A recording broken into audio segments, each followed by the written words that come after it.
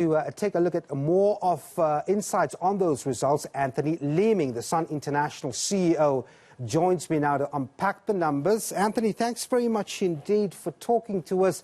So a fraction of a loss when you compare it to the 1.4 billion rand loss in the same period last year.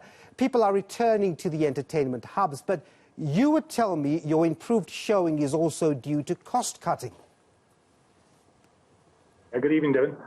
Look, absolutely. I think it's been a very tough 6 months. Revenue still remains well behind, say, 2019 levels. Obviously, we're up on last year given the 3 months closure. But I think with all the cost cutting and all the efficiencies, and it's not just about cutting costs, it's actually about getting the business the right size, the right cost for the business. And we did that over the last year and a bit. A lot of work's been done in all areas, whether it be concessionaire, security, IT systems. A lot of effort's gone into it. The key issue is obviously with the cash flows, with revenues being under pressure, restricted trading, curfews, getting the cash flow to flow is critical. And I think we've been very successful in that regard. You had to let go about 15% of your pre-pandemic workforce, Anthony, last year. Hopefully, with the vaccination rollout, you don't see that painful restructuring anytime soon again. No, I don't think we need any big restructure. We took the action we needed. So there could be some small structures here and there, but holistically, I think the business is well structured, well positioned for some recovery. We are still working on reduced hours of staff, so staff aren't working their full quota of staff. And then salaried employees are actually getting less salary at the moment because the business is under pressure. But ultimately, we need to get hours up. We need the business, the curfew hours to be gone, and COVID to be taken away so that we can give our staff more hours. I heard earlier on the show, the worrying thing is about employees. I mean, they have really been through a hard time. They haven't earned the income they have in prior years, and we need to look after it. So very important we can give them more hours, and that hopefully will come in the near future. Yeah, it's interesting you mentioned that. The casino activity, that's where the curfew really bites, doesn't it? But even without curfew, are people back into gambling mode from last year? Yeah, look, we've got our core customers and our MVG database, I think, has been supporting us. They do come, but certainly hours are restricted. So the play is changed. Sundays can be quite big days, but people can get out during the day. The curfew is a real killer for a casino. To close it, to stop selling alcohol at 8, and then you have to close at 9. And we've had earlier curfews earlier in the year, as well as later ones. So it's been a bit all over the show and difficult to manage in this environment. But ultimately, our customers, it's proved resilient.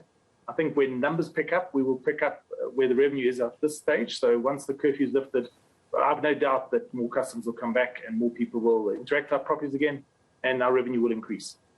Just taking a look at your market segment, Anthony, I mean, to what extent do you rely on those international tourists? Because they virtually have not returned to our shores yet. We're seeing that, we're still on a red list as far as the UK is concerned. How much of that really weighs down on your results? Look, international travel really impacts, our property in Cape Town, Table Bay.